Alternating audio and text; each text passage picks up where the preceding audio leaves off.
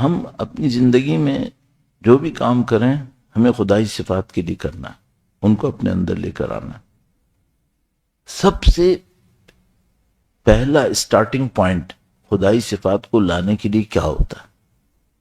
کہاں سے شروع ہوتی ہے بات؟ صحیح، آپ کو شاید یہ لگے کہ میں تھوڑا سا بال کی کھال نکال رہا ہوں، شاید یہ لگے، یہ تھوڑا سا ساتھ چلیے، دیکھیے کیا نصیب ہونا۔ سب سے پہلے شروع کہاں سے ہوگا؟ سب سے پہلے شروع ہوگا فکر سے، فکر سے، سوچنے سمجھنے سے، یہاں سے شروع ہوگا۔ اصل انسان کا ترہ امتیاز بولنا نہیں ہے، سوچنا ہے، اور صحیح سوچنا۔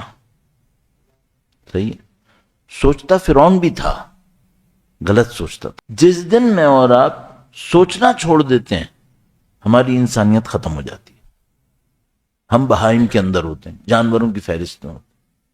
اصل جانوروں اور انسانوں کا بھی فرق شاید صرف سوچنا نہ ہو۔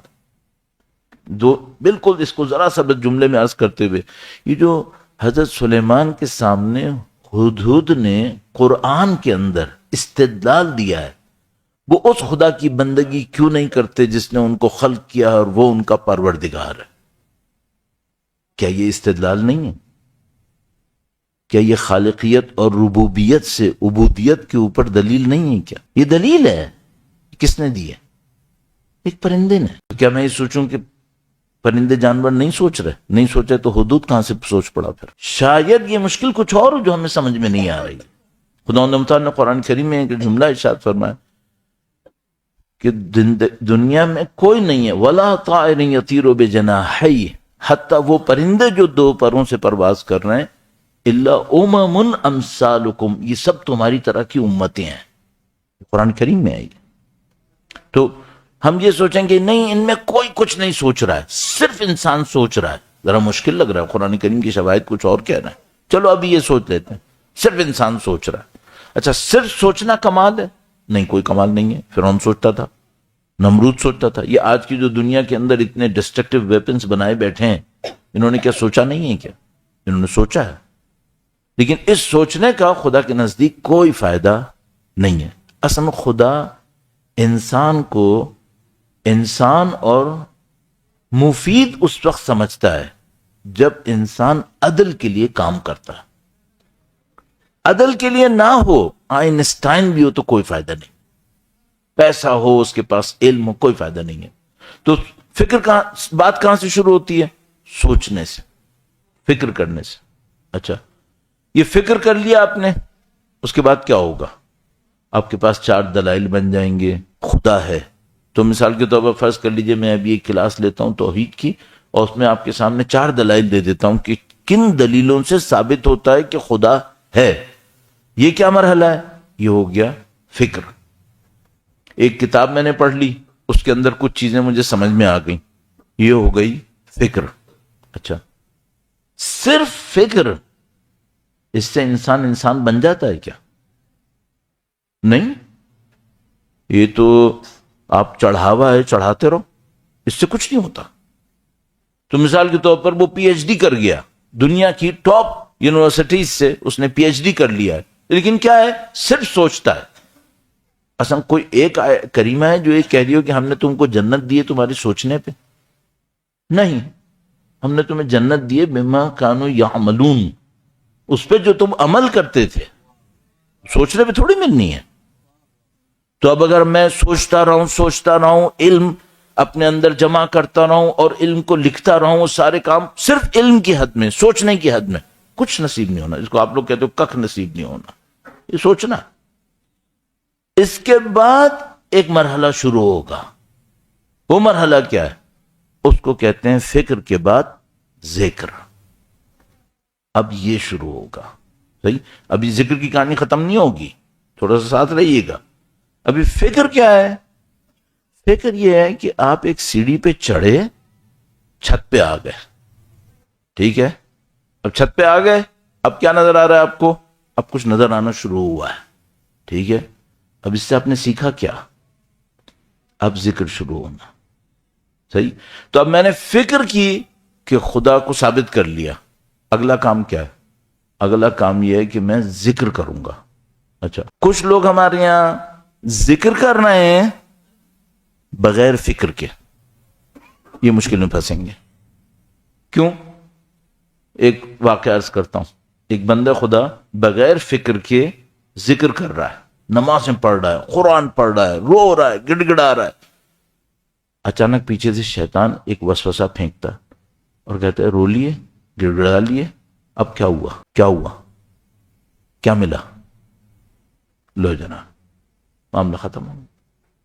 جیسے توے کے اوپر کسی نے جلتے توے پہ پانی ڈال دیا، ساری معنویت ختم ہو گئی۔ اب وہ اس میں پھنسا ہوا ہے کہ اب اس کا جواب کیا ہوگا۔ مولانا کی صحت و سلامتی کے لیے درود بھیجیں محمد و آل محمد، صلی علی محمد و آل محمد وعجل فرج۔ بھئی فکر کی، فکر کر لیا، فکر کر لیا، اس کے بعد کیا کیا؟ اس کے بعد ذکر۔ اچھا، اب کچھ لوگ ہیں بغیر فکر کے ذکر کر رہے ہیں۔ کیا مطلب؟ کیا کر رہے ہیں؟ مثلا تسبیح کے اوپر 1000 مرتبہ روزانہ کہتا ہے لا الہ الا اللہ، لا الہ الا اللہ، ٹھیک ہے، چلو بسم اللہ۔ فلاں کام 500 دفعہ یہ کہنا ہے۔ اچھا، کچھ لوگ ہیں جو مثلا کیسز مجھے پتا ہے، وہ او سی ڈی میں پھنس گئے ذکر کی، 16 گھنٹے ذکر کر رہے ہیں۔ جس طرح بعض لوگ نجاست کی اس میں پھنس جاتے ہیں نا، پاک کیے جا رہے ہیں، پاک کیے جا رہے ہیں، کچھ لوگ ذکر کے او سی ڈی میں آ جاتے ہیں، وہ ذکر پہ ذکر کیے جا رہا ہے۔ اب اس ذکر سے پہلے کچھ تھا غائب، اور اس ذکر کے بعد بھی کچھ ہے وہ بھی غائب ہے۔ اس کا مطلب کیا ہے؟ اس کا مطلب ہے یہ ذکر نہیں ہے، اس سے رٹ رہا ہے، اس میں جان نہیں ہے، اس کا ذکر کوئی نتیجہ نہیں دے رہا ہے۔ تو ذکر سے پہلے کیا چاہیے؟ ایک فکر چاہیے۔ وہ فکر کیا ہے؟ وہ فکر، اس فکر کا بنیادی ترین پہلو یہی تھا جو میں نے ابھی آپ کی خدمت میں عرض کیا۔ پہلے آپ اپنے دماغ کے تمام طاقتوں کو استعمال کر کے اس بات کو سمجھنے کی کوشش کر لیں کہ خدا کی صفات کو لانا کیوں اہم ہے۔ زندگی کا اس سے بڑھ کر کوئی مقصد نہیں ہے، یقین مانیے اس سے بڑھ کر کوئی مقصد نہیں ہے، صرف یہ سب سے بڑا مقصد ہے۔ پہلے اس کو فکر سے حل کر لیں۔ اب فکر سے حل کر لیا، اس کے بعد کیا شروع ہوگا؟ اس کے بعد شروع ہوگا ذکر۔ اچھا، ذکر میں کیا کروں گا؟ میں کچھ عبادتیں کروں گا۔ اب مسئلہ ایک اور شروع ہو رہا ہے، اس ذکر کا اس فکر سے کوئی کنیکشن ہے کیا؟ مثلا جب میں 3 رکعت نماز مغرب کی پڑھ رہا تھا تو وہ جو فکر تھی کہ خدائی صفات کو میرے اندر آنا ہے، میں نے اس پہ توجہ دی تھی کیا؟ یہ جو نماز کے اعمال ہیں یہ ان خدائی صفات کو میرے اندر کیسے لائیں گے؟ مس ہو گیا نہیں ہے؟ اب یہ نماز کم اثر دے گی کیونکہ اس میں وہ فکر نہیں ہے۔ اب اہل بیت اطہار علیہ السلام نے جگہ جگہ ہمیں سمجھایا کہ تمہیں یہ سوچنا ہے۔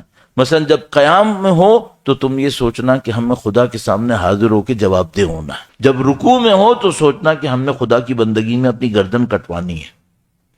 سجدے میں ہو تو یہ سوچنا کہ میں پورے وجود کے ساتھ خدا کے سامنے ایسے ہی گرا رہوں گا جیسے ابھی سجدے میں اپنی پیشانی کے بل گرا ہوا۔ مسلسل نماز کو فکر سے کنیکٹ کیا تھا، ذکر کو فکر سے۔ اچھا، اگر خدا نہ کرے نعوذ باللہ تعالی میں وہ ذکر کر رہا ہوں جو فکر سے کنیکٹڈ نہیں ہے، اس ذکر کا اگلا مرحلہ نہیں آنے والا۔ اب مجھے یہ دیکھنا ہے کہ اگر فکر بھی ہوئی اور ذکر بھی صحیح ہو گیا، اب اگلا مرحلہ آنا کیا ہے؟ اگلا مرحلہ کیا آنا ہے؟ درود بھیجے گا محمد و آل محمد، صلی علی محمد آل محمد وعجل فرجهم۔ اگلے مرحلے میں اگر میرا ذکر صحیح ہوا تو یہ جو میں زبان سے ذکر کر رہا ہوں گا اور جسم سے ایکٹیویٹی کر رہا ہوں گا، اس کا میرے قلب کے اوپر ایک اثر آئے گا۔ اچھا، اب پھر جیسے کہتے ہیں وہ بعض اردو میں کہتے ہیں مڑ کے جا کے دیکھنا پڑے گا، یعنی پیچھے جا کے دیکھنا پڑے گا قلب کیا تھی، قلب کی حقیقت کیا تھی۔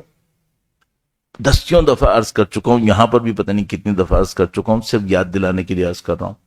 قلب ہماری غیر مادی وجود کے اندر، چاہے وہ اس کو نفس کہیں، عقل کہیں، روح کہیں، کچھ بھی تعبیر کریں، قلب ہماری غیر مادی وجود کے اندر وہ حصہ ہے جو ہمیں اعلی حقائق سے کنیکٹ کرتا ہے، وہ حصہ ہے. بس قلب، یہ جو پمپنگ اسٹیشن ہے اس کی بات نہیں ہو رہی. قلب روحانی معاملہ ہے، یہ 3 کام کرتا ہے. اعلی حقائق سے کنیکٹ کرتا ہے، فیصلوں کی پروسیسنگ میں یہ کام کرتا ہے، صحیح فیصلے یہ کرواتا ہے. صحیح ہے. اعلی حقائق سے کنیکٹ کرتا ہے، وہ چیزیں انسان سیکھتا ہے جو اس نے کتاب سے نہیں سیکھی تھی. العلم نور یقذفہ اللہ علی قلب من یشاء. مولا چھٹے سرکار کا فرمان ہے، درود بھیجے گا محمد و آل محمد صلی علی محمد آل محمد عجل فرجہ.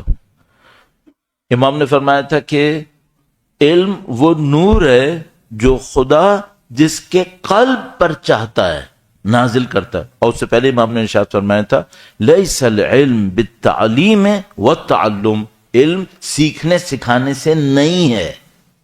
یہ صریح ترجمہ کر رہا ہوں میں آپ کی خدمت میں، محاورتی نہیں کر رہا ہوں. امام نے فرمایا تھا علم سیکھنے سکھانے سے نہیں ہے. اس کا مطلب ہے وہ جو فکر والا مرحلہ تھا امام اس کی بات نہیں کر رہے، کیونکہ فکر میں سیکھنا سکھانا ہو سکتا ہے، میں آپ کو فکر کرنے میں مدد دے سکتا ہوں. لیکن اب جو امام فرما رہے ہیں علم یہ سیکھنے سکھانے میں نہیں ہے، امام فرما رہے ہیں اس کا مطلب وہ فکر والا مرحلہ نہیں ہے، یہ کوئی اور علم ہے. یہ کون سا علم ہے؟ جو ذکر کے بعد آنا ہے. اب ذکر کے بعد ایک علم آنا ہے، وہ کہاں آنا ہے؟ برین کے سیلز پہ نہیں، قلب پہ. قلب وہ فیکلٹی ہے جو روحانیت رکھتی ہے اور وہ اعلی حقائق سے کنیکٹ کرتی ہے، پروسیسنگ کرتی ہے، رائٹ ڈیسیژن لیتی ہے، خدا کے راستے پہ چلنے میں یہ فیصلے کر رہی ہوتی ہے. آپ نے ذکر کرنا شروع کیا، یہ جو آپ کا ذکر تھا اگر یہ فکر کے ساتھ ہوا آپ کے قلب کو پالش کرے گا. پالش کرے گا. پالش کرے گا کیا مطلب؟ اس پہ گناہوں کی کچھ تاریکی ہوگی. 2 تاریکیاں قلب کے اوپر بہت آسانی سے آتی ہیں. ایک گناہوں کی تاریکی جو واقعاً بہت بڑی تاریکی ہے. دوسری ایک تاریکی آتی ہے، وہ آتی ہے غیر خدائی چیزوں کو سوچنے کی تاریکی. جب بھی میں کوئی ایسا کام کروں گا جس کا مقصد خدائی صفت حاصل کرنا نہیں ہوگا، یہ میرے قلب کو تاریک کرے گا، اس سے میرا قلب تاریک ہوگا. صحیح ہے. تو یہ جو قلوب ہیں یہ تاریک ہو جائیں گے 2 چیزوں کے نتیجے میں، 2 غلطیوں کے نتیجے میں. نمبر 1 گناہ کی تاریکی جو بہت شدید ہے. اس سے کم ایک اور تاریکی ہے، ڈارک کر دیتی ہے قلب کو. وہ کون سی ہے؟ ہر وہ کام جس کا مقصد خدا نہیں ہے، یہ قلب کو تاریک کرے گا، قلب کو تاریک کرے. اچھا، اب یہ جو ذکر ہے اگر یہ فکر کے ساتھ ہوا اس کا پہلا اثر کیا پڑے گا؟ پہلا اثر یہ ہوگا قلب کی تاریکی کم ہونا شروع ہو جائے گی. کیوں؟ اب آپ رائٹ ڈائریکشن میں موو کر رہے ہیں، اب آپ خدائی صفتوں کی طرف جا رہے ہیں، قلب کی تاریکی کم ہونا شروع ہو جائے گی. اچھا، اگر قلب کی تاریکی آپ کے مداوم ذکر سے بار بار ذکر کر رہے ہیں، بار بار ذکر کر رہے ہیں، صحیح ذکر، ایک تو ذکر ہے نا بار بار کرتے ہیں 500 دفعہ 1000 دفعہ سوچے سمجھے بغیر، نہ کوئی فکر نہ کچھ، اس کی بات نہیں ہو رہی، سوچے سمجھے ذکر کی بات ہو رہی. اگر کوئی مداوم سوچا سمجھا ذکر بار بار کرے اس کا قلب اپنی تاریکیوں سے نجات پا کر انلائٹڈ ہو جائے گا، نورانی ہوگا. اچھا، جیسے قلب نورانی ہوگا اس کو فوراً ایک فیسلٹی مل جائے گی. کیا؟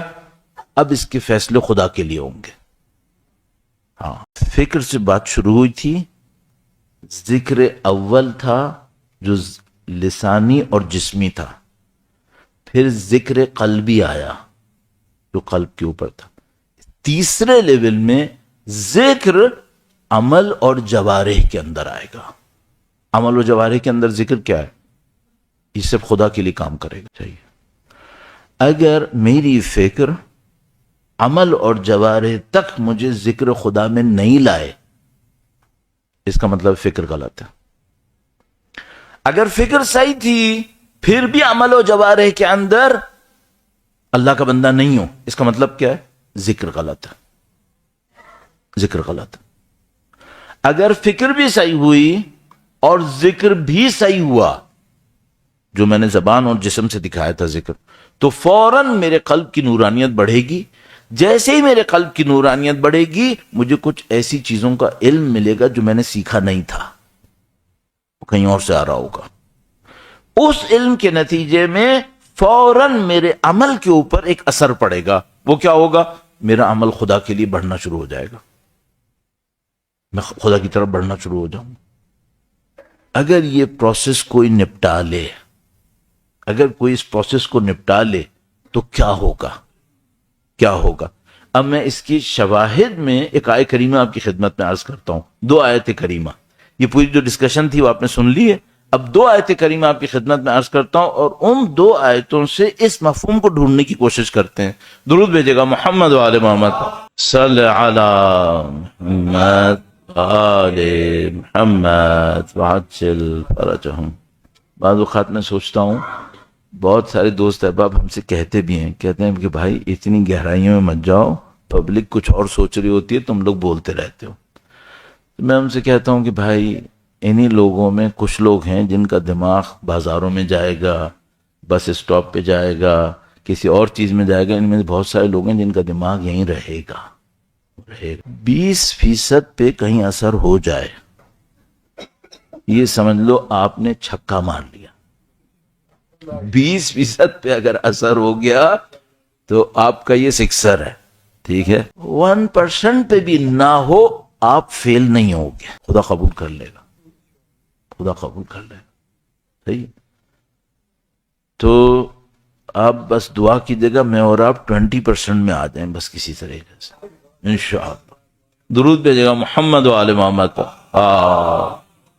صلی علی محمد و آل محمد وعجل فرجہم۔ پہلی آیت کریمہ، فاذکرونی اذکرکم، توجہ فرمائیے گا آپ، فاذکرونی اذکرکم، تم میرا ذکر کرو، بالکل اردو ترجمہ کر رہا ہوں، کوئی محاورتی زبان نہیں، بس تم میرا ذکر کرو میں تمہارا ذکر کروں گا۔ صحیح ہو گئی بات؟ پچھلی ڈسکشن کو لے کے آئیے۔ فاذکرونی، اچھے والے ذکر کو خدا کہے گا یا برے والے کو کہے گا؟ ارے اچھے والے کو کہے گا۔ اگر تمہارا ذکر کوالیفائی کر گیا میرے سٹینڈرڈز پہ تو کیا ہوگا؟ میں تمہارا ذکر کروں گا، اللہ ذکر کرے گا۔ صحیح ہے؟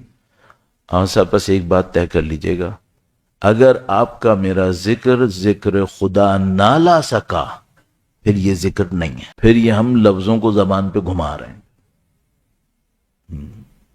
ایک بات تو یہ طے ہو گئی۔ اب دوسری بات ایک اور ہے، یہ بہت امپورٹنٹ ہے۔ میں ذکر کروں اس کی کچھ میرٹس ہیں۔ جب خدا ذکر کرتا ہے تو کیا ہوتا ہے؟ جب خدا ذکر کرتا ہے میرا، اللہ کہہ رہے میں تیرا ذکر کروں گا، جب خدا کسی بندے کا ذکر کرتا ہے ہوتا کیا ہے؟ 2 چیزیں نصیب ہوتی ہیں فوراً، 2 چیزیں نصیب ہوتی ہیں، دونوں آیتوں میں ڈھونڈنی پڑیں گی، ابھی ہم آیتوں کے فیز میں۔ درود بھیجے گا محمد و آل محمد، ایک بار پھر درود بھیجے گا محمد و آل محمد، صلی علی محمد و آل محمد وعجل فرجہم۔ 2 دفعہ میں نے اپنی زندگی میں کیا ہے کہ بولتے وقت اس بات کو بھول گیا کہ مجھے پانی چاہیے۔ 2 دفعہ ایسی وحشتناک میں نے غلطی کی ہے، تو ان 2 دفعہ میں لڑک کے گر گیا تھا۔ صحیح ہے؟ اب میں جب بھی بول رہا ہوتا ہوں تو میں اپنے دماغ سے پیچھے سے سوچتا رہتا ہوں کہ بھائی اگر پانی کی ڈیمانڈ شدید ہو گئی تو آپ نے اگنور نہیں کرنا، مجھے 30 دفعہ اس کی ہیٹرک نہیں کروانی ہے۔ تو میں جیسے ہی اب میں دیکھتا ہوں چاہے ٹاپک کتنا ہی کرٹیکل ہو کہ نہیں ابھی پانی کی ڈیمانڈ بہت سخت ہے تو پھر میں روک لیتا ہوں۔ مجھے اچھا نہیں لگتا روکنا، لیکن مجھے پتا ہوتا ہے کہ اگر میں نہیں روکوں گا تو پھر معاملہ بہت خراب ہونے والا ہے، اس خاطر میں یہ زحمت دیتا ہوں آپ لوگوں کو۔ درود بھیجے گا محمد و آل محمد، صلی علی محمد و آل محمد وعجل فرجہم۔ جیسے ہی خدا کسی کا ذکر کرے گا 2 چیزیں نصیب ہونی ہیں۔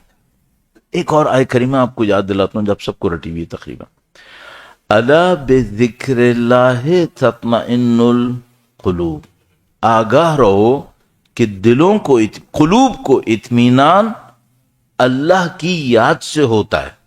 صحیح ہے. اب ایک بہت عجیب سوال، اگر آپ ابھی تک ساتھ ہیں، ایک سوال ہے، اس کو ذہن میں آپ نے فوراً سوچنا ہے. پچھلی آیہ کریمہ میں دو ذکر تھے، ایک بندے کا، ایک مالک کا. یہ جو دوسری آیت میں ہے کہ ذکر خدا سے اطمینان ہوتا ہے دلوں کو، وہ کون سا ذکر ہے؟ پہلا یا دوسرا؟ یہ چاہیے مجھے، پہلا یا دوسرا؟ دوسرا. ہم سمجھ رہے تھے پہلا ہے، یہ ہماری غلطی تھی. البتہ کوئی یہ کہے گا کہ مولانا پہلے اور دوسرے میں کنیکشن کلیئر ہے، فَاذْكُرُونِي أَذْكُرْكُمْ. ہاں وہ کنیکشن کلیئر ہے، تو شاید پہلے دوسرے کا اتنا زیادہ فرق نہیں ہوگا، لیکن میرٹ کا فرق ہوگا. اگر ذکر صحیح نہیں ہوا تو ظاہر میں لگے گا میں نے تو ذکر کیا لیکن اطمینان قلبی نہیں آیا. تو میں اس کوشچن کو ختم کرنے کے لیے کہہ رہا ہوں کہ یہ پہلا ذکر نہیں ہے، یہ دوسرا ذکر ہے جو خدا تمہارا ذکر کرے گا. پہلے اسے گھسیٹ کے لاؤ نیچے، پھر دیکھو دل کو اطمینان ہوا یا نہیں ہوا ہے. ہاں پہلے اس کو لے کر آؤ. صحیح. تو ممکن ہے کوئی یہ کہ پہلے دوسرے میں فرق نہیں ہے، میں قبول کر رہا ہوں، لیکن میں بتا رہا ہوں میرٹ کا فرق آ رہا ہے اس خاطر. تو جیسے ہی خدا ذکر کرے گا، پہلی حالت کیا نصیب ہوگی؟ قطعاً اطمینان قلب آئے گا. اچھا یہ اطمینان قلب کیا کرتا ہے؟ اطمینان قلب سے کیا ہوتا ہے؟ اطمینان قلب کوئی ایسی چیز ہے جو حضرت ابراہیم کو چاہیے. لِيَطْمَئِنَّ قلبی اولم تؤمن، اے ابراہیم کیا آپ ایمان نہیں لائے تھے؟ بلا ولیکن لیطمئن قلبی. حضرت ابراہیم علیہ السلام کو ایک بات پتا ہے، میں اطمینان قلب نہیں لا سکتا، یہ صرف خدا نے دینا. اس خاطر میں کہہ رہا ہوں کہ الا بذکر اللہ میں یہ ذکر دوسرا والا ہے. پہلا ہوتا تو مجھ سے منسوب ہو جاتا. حضرت ابراہیم علیہ السلام فرما رہے ہیں نہیں میں نہیں کر سکتا، یہ خدا کر سکتا ہے. پھر خدا نے اس اطمینان قلبی کے لیے ان کو اپنی خالقیت کے چینل میں نمبر 1 اپنے بات بنا کے دکھایا کہ تم خالقیت کے چینل میں میرے بات کھڑے ہو جاؤ، تو پھر تمہیں پتہ چلے گا کہ قلب کا اطمینان کیا ہوتا ہے. صحیح ہے. اس کا مطلب کیا ہے؟ کنیکشن دیکھیے گا فوراً. اگر کوئی شخص صحیح فکر اور صحیح ذکر میں آیا تو خدا اس کو زمین پر اپنی اوصاف کے چینل میں ڈال دے گا. ہاں وہ خدائی کام کر رہا ہوگا، جیسے حضرت ابراہیم علیہ السلام نے ہاں خدائی کام کر دیا، پرندوں کو خلق کر لیا. ہاں یہ صحیح فکر اور صحیح ذکر سے نصیب ہونا ہے ہم لوگوں کو. بس خدا اگر کسی کا ذکر کرے گا 2 حالتیں حاصل ہو جائیں گی. نمبر 1 اس کے دل پہ اطمینان آئے گا. اطمینان سے کیا ہوتا ہے؟ بلا تشبیہ، میں گھڑی مسلسل دیکھ رہا ہوں دیر ہو رہی ہے، بلا تشبیہ میں نے بائک زندگی میں بہت کم چلائی ہے، ذرا میں تھک بھی رہا ہوں، آپ بھی تھک رہے ہوں گے. بائک بہت کم چلائی ہے، لیکن مجھے ایک بات پتا ہے، چاہے گاڑی چلاؤں چاہے بائک، اگر وائبریشن زیادہ ہو رہی ہے اور گاڑی میں اسٹیبلٹی نہیں ہے، زیادہ اسپیڈ نہیں دے سکتا، خراب ہو جائے گا معاملہ. تو اگر میری گاڑی وائبریٹ کر رہی ہے اور میں چاہ رہا ہوں کہ اس کو 140 پہ چلا دوں، ٹو رسکی. صحیح ہے. یہ گاڑی کا ہائی اسپیڈ میں وائبریٹ نہ کرنا، یہ اس کا اطمینان ہے. اگر اطمینان قلب نہیں ہوا تو میں خدا کی راہ میں قربانی نہیں دے سکوں گا. اگر اطمینان قلب ہوا تو میں اسماعیل کو قربان کر سکوں گا، ورنہ نہیں کر سکتا تھا. لہذا حضرت ابراہیم علیہ السلام نے خدا سے اطمینان قلب مانگ لیا. تو خدا میں دل کو مطمئن کر دے، میں اسماعیل قربان نہیں کر پاؤں گا اس کے سوا.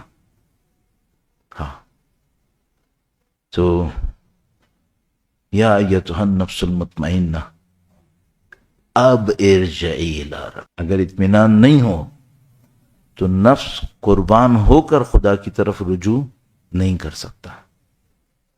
یہ سید الشہداء ہے. ہاں اطمینان چاہیے. تو اگر میرے اوپر اطمینان نازل نہیں ہوا، میں خدائی نظام کے چینل میں نہیں آؤں گا، زندگی میں مزے لے رہا ہوں گا، گھوم رہا ہوں گا، پھر رہا ہوں گا، خدائی چینل میں نہیں آ سکتا۔ خدائی چینل میں آنے کے لیے جس میں زمین پہ خدائی کام ہو رہا ہوگا اس کے لیے اطمینان قلب چاہیے، اور یہ یہاں سے نصیب ہونا ہے۔ دوسرا ایک کام ہوگا وہ معرفتی ہے۔ تیسری آیت کریمہ جس کی میں چوتھی آیت کریمہ جس کی زحمت دے رہا ہوں، نسوا اللہ فانساہم انفسہم، انہوں نے خدا کو بھلایا، خدا نے ایسا کیا کہ یہ اپنے آپ کو بھول گئے۔ صحیح، یہ اپنے آپ کو بھولتے ہیں تو کیا بنتے ہیں؟ یہ بنتے ہیں وہ جو ابھی دھمکیاں دے رہا ہے، یہ وہ بنتے ہیں جو غزہ میں بچے مارتے ہیں، پھر یہ بنتے ہیں نسوا اللہ فانساہم انفسہم۔ اور اگر کوئی یہ نہ کرے، خدا کو نہ بھلائے، نہ بھلانے کے مقابلے میں کیا ہوگا؟ ذکر کرے۔ جب ذکر کرے گا تو خدا کیا کرے گا؟ خدا اس کو اپنے وجود کے تمام معرفتیں نصیب کرے گا، پھر وہ خدا کے راستے میں چلے گا۔ یہ معرفت الہی وہ قلب کے اوپر تجلی یہ ذکر کے نتیجے میں آتی ہے۔ بس ذکر کے نتیجے میں دو راز فوراً کھلتے ہیں، انسان کے اوپر ایک معرفتی سمندر جاری ہونے لگتا ہے قلب کے اوپر، اور دوسرا یہ کہ وہ خدا کی اوصاف کے راستے میں قرار پاتا ہے، اس کا دل مطمئن ہوتا ہے۔ جیسے ہی دل مطمئن ہوتا ہے بڑی سے بڑی قربانی کے لیے تیار ہو جاتا ہے۔ درود بھیجے گا محمد و آل محمد صلی علی۔ جو ذاکر ہوگا وہ شاکر ہوگا، جو شاکر ہوگا وہ صابر ہوگا، جو صابر ہوگا وہ قربان ہوگا۔ ہاں یہ ہوگا۔ مرد اور عورت کا فرق نہیں ہے اس میں۔